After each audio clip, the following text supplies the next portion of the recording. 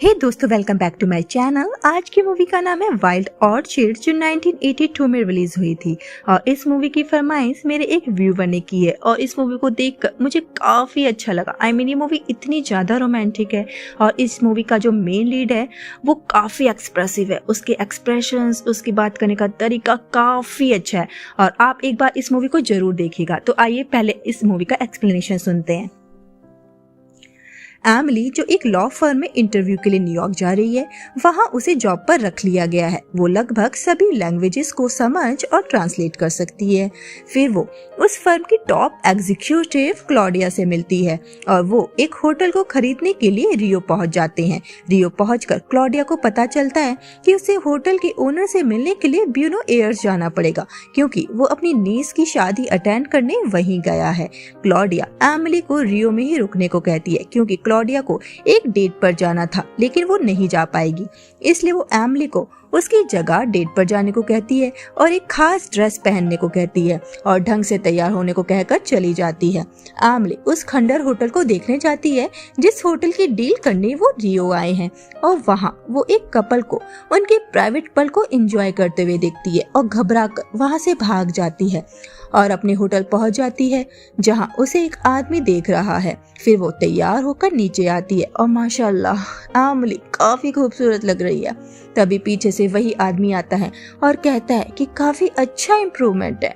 इस आदमी का नाम जेम्स है। एमिली पूछती है, तुमने मुझे देख लिया था? वो लेट होने के लिए माफी मांगती है और अपना नाम बताती है। जेम्स के बॉडीगार्ड भी उनके साथ होते हैं। एमिली पूछती है कि ये हमेशा तुम्हारे साथ होते हैं? जेम्स कहता है, हाँ, ऑलमोस्ट। दरअसल जेम्स का एक बार किडनैप हो चुका है और वो नहीं चाहता कि वैसा वो दोबारा एक्सपीरियंस करे। वो एक्सपीरियंस काफी बुरा था। वो सब पॉलिटिक्स और पैसों के लिए किया गया था। एमिली जेम्स से शो ऑफ करने के लिए मना करती है। जेम्स कहता है, अगर तुम चाहती हो कि मैं तुमसे अपने अमीर होने के लिए माफी मांगू तो मुझे माफ कर दो, हम लोग कार से ना चल के बस से चलते हैं। एमिली मना कर देती है। एमिली जेम्स की बातों और उसकी सिंपलिसिटी से काफी इम्प्रेस होती है। जेम्स रुक जाता है। एमिली पूछती है, क्या बात है? जेम्स कहता है कि मैं बस तुम्हें वॉक करते हुए देख रहा हूँ। एमिली वहाँ एक खूबसूरत पैरट को देखती है और पीछे मुड़ के देखती है तो जेम्स अंदर रेस्टोरेंट में चला गया है। एमिली भी अंदर आती है और जेम्स एमिली से कहता है कि एक दिन तुम अपने ग्रैंड चिल्ड्रन को बताओगी कि रियो में एक बॉडीगार्ड वाले आदमी के साथ किसी और की ड्रेस पहनकर डेट पर आई थी। इस पर एमिली पूछती है, तुम्हें कैसे पता ये मेरी ड्रेस नहीं है? इस पर जेम्स बताता है क्योंकि उसी ने ये ड्रेस क्लॉडिया के लिए खरीदी थी। और एमिली पूछती है, तुम्हें कैसे पता कि फ्यूचर में मेरे ग्रैंड चिल्ड्रन होंगे? इस पर जेम्स बताता है, तुम्हारी मॉम से। जेम्स ने एमिली की मॉम को अपने बॉडीगार्ड से फोन करवाया था और उसकी मॉम से पूछा था कि एमिली को खाने में क्या पसंद है। फिर वो वहाँ बैठे एक कपल को देखकर उनके बारे में गैस करने को कहता है। एमिली गैस करती है कि वो कपल बहुत सैड है और इस तरह से वो कई सारे गैस करती है। लास्ट में जेम्स पूछता है कि शादी के बाद उस कपल ने रूम में क्या क्या किया। इस पर एमिली कहती है कि वो अब कुछ गैस नहीं करना चाहती। जेम्स खुद से जाकर उस कपल से बात करने और उनसे ये सब पूछने को खड़ा होता है। एमिली उसे रोक देती है। फिर जेम्स उसे एक स्ट्रीट कार्निवाल में लेकर आता है और कोई नकाबपोश आदमी एमिली को सिड्यूस करने लगता है। एमिली डर के वहाँ से भाग जाती है और सुबह होने पर एमिली देखती है कि जेम्स उसके रूम में बैठा हुआ है।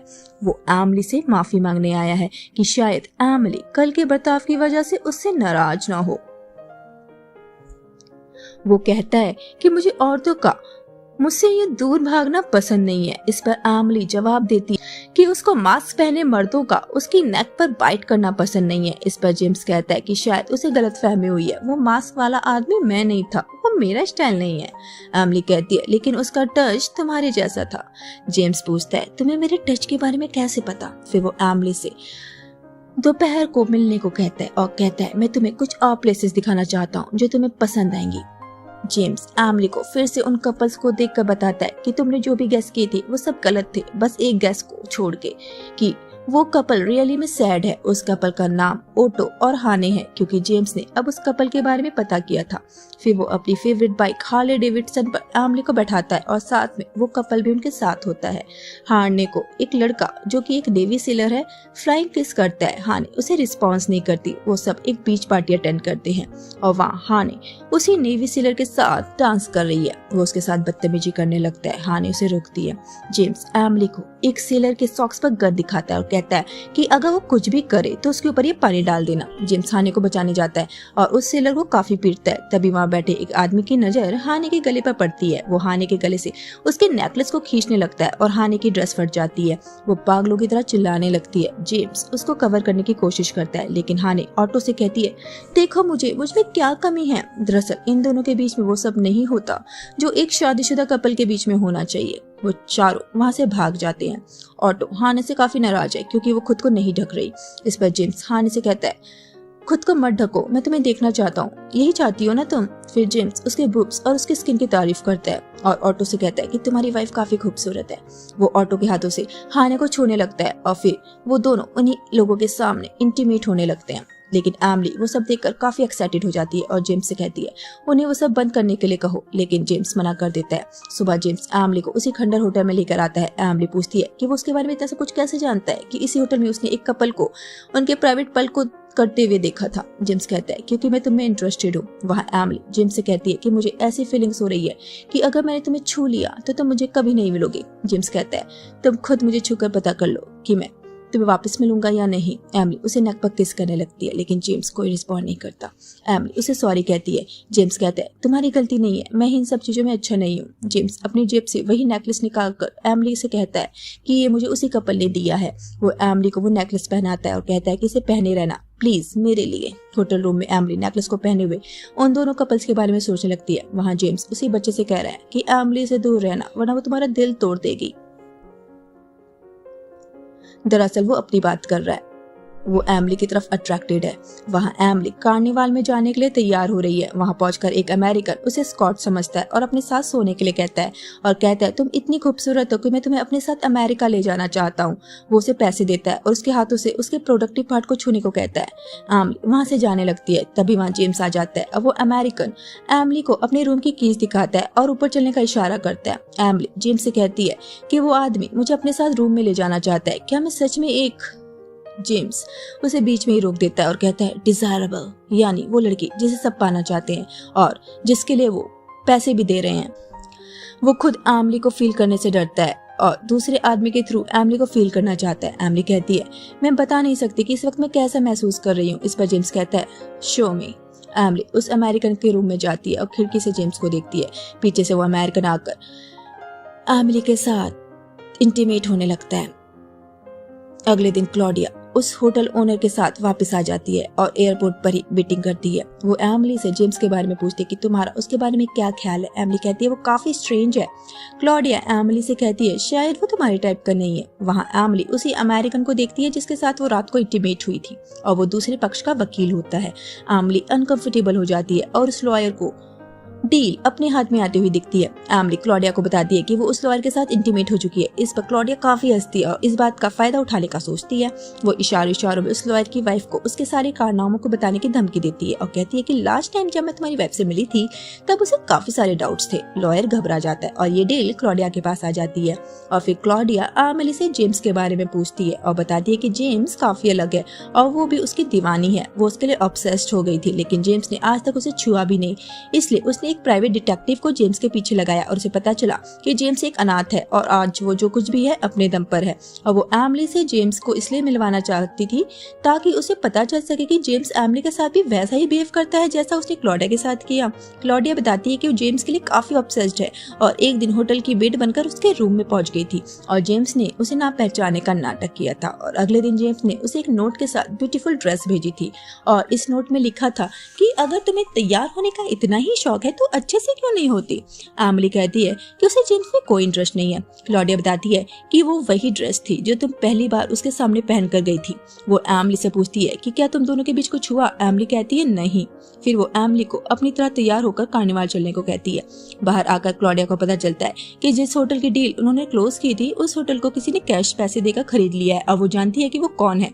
एमिली जेम्स से पूछती है कि क्या तुमने वो पुराना होटल खरीदा है। जेम्स कहता है हाँ। यही मेरा काम है। इस बात पर क्लॉडिया उससे नाराज हो जाती है। वहाँ चाइनीज उस होटल को खरीदने क्लॉडिया के पास आते हैं। वो चाइनीज के सामने ऐसे शो करती है कि डील अभी भी उनके पास है और पेपर्स पर साइन कर देती है और फिर सब डांस करके एंजॉय करते हैं। और क्लॉडिया गुस्से में अपने कपड़े उतारकर जेम्स को भला बुरा कहने लगती है और फिर दोनों डांस करते हैं। वहाँ जेम्स आ जाता है। एमिली जेम्स से फिर वही सवाल करती है कि उसने उनकी डील क्यों बर्बाद कर दी, लेकिन जेम्स कुछ नहीं कहता। अगले दिन क्लॉडिया एमिली से पूछती है कि क्या तुमने जेम्स के सामने उस लॉयर के साथ संबंध बनाया था। एमिली कुछ नहीं कहती। क्लॉडिया समझ जाती है कि इसीलिए जेम्स ने इस होटल को गुस्से में आकर खरीदा है। फिर क्लॉडिया एक लैटिनो लड़के को अपने रूम की कीज देती है और वो लैटिनो लड़का उसके रूम में आता है। क्लॉडिया एमिली से अपनी बातों को ट्रांसलेट करने को कहती है और कहती है कि इस लड़के से कहो कि अपनी पैंट उतारे। और फिर वो कहती है कि इस लड़के को बताओ कि क्या इसे पता है कि औरतों को एक नेकेड लड़के को देखकर कितना प्लेजर मिलता है। फिर वो लड़का क्लॉडिया के पास आकर एमिली से लैटिन लैंग्वेज में पूछता है कि क्या मैं क्लॉडिया को अलग रूम में ले जाऊं, लेकिन क्लॉडिया मना कर देती है। और फिर वो दोनों एमिली के सामने ही इंटीमेट होने लगते हैं और वो लड़का एमिली को भी टच करने लगता है। तभी वहाँ जेम्स आ जाता है और उस लड़की को बालों से पकड़कर वहाँ से भगा देता है। एमिली जेम्स पर चिल्लाती है, पूछती है तुम क्या चाहती हो, तुम ही ने मुझे उस लॉयर के साथ इंटीमेट होने के लिए कहा। इस पर जेम्स कहता है मैंने ऐसा कुछ नहीं कहा था, ये सब तुम चाहती थी, तुम बाकी सभी की तरह गिल्टी हो। एमिली पूछती है बाकी कौन। एमिली कहती है तुम कभी किसी के साथ रिश्ता नहीं बना पाओगे। वो रोने लगती है और जेम्स को हम बाइक पर देखते हैं और एमिली को जेम्स उसी पुराने होटल की डील के पेपर्स भेजता है और उन्हें वो होटल की डील वापस कर देता है। एमिली उसी होटल में आती है जहाँ उसे वही बच्चा मिलता है। वो उसे जेम्स के पास ले जाता है। एमिली जेम्स को समझाना चाहती है कि वो उसे प्यार करती है, लेकिन जेम्स रिस्पॉन्ड नहीं करता। वो एमिली से कहता है कि जब वो 16 साल का था तब उसने पहला घर खरीदा था और उसके बाद उसने 2 और घर खरीदे और वो पैसे कमाता चला गया और इन पैसों से उसकी तरफ लड़कियां अट्रैक्ट होने लगी, लेकिन वो हकलाता था और मुश्किल से बात कर पाता था, इसलिए उसने खेल खेलना शुरू कर दिया। चीजों को इंटरेस्टिंग बनाने के लिए वो ज्यादा बात नहीं करता था ताकि उसकी कमजोरी के बारे में लड़कियों को पता ना चल सके और ये खेल उसकी लाइफ का हिस्सा बन गए और वो इसे चाहकर भी नहीं छोड़ सकता। इस पर एमिली कहती है कि अगर तुम मुझसे प्यार करते हो तो मुझे अपनी बाहों में भर लो, लेकिन जेम्स बात बदलने की कोशिश करता है और कहता है कि हम रेस्टोरेंट चलकर एंजॉय कर सकते हैं। एमिली कहती है मेरे पास आओ और मुझे टच करो। जेम्स एमिली से उसको डिसअपॉइंट करने के लिए सॉरी कहता है, लेकिन एमिली उसे बार बार खुद को टच करने को कहती है।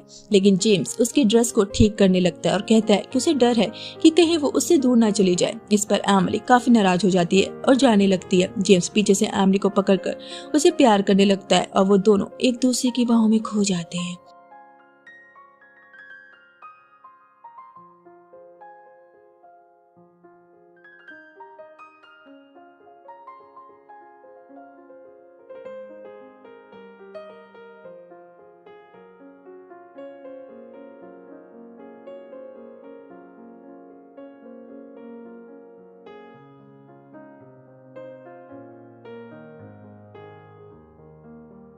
और लास्ट में वो दोनों जेम्स की फेवरेट बाइक हार्ले डेविडसन पर बैठकर मौसम का मजा लेते हैं और वो बच्चा उन दोनों को साथ देकर काफी खुश होता है। और इस तरह ये खूबसूरत मूवी यहीं पर खत्म हो जाती है।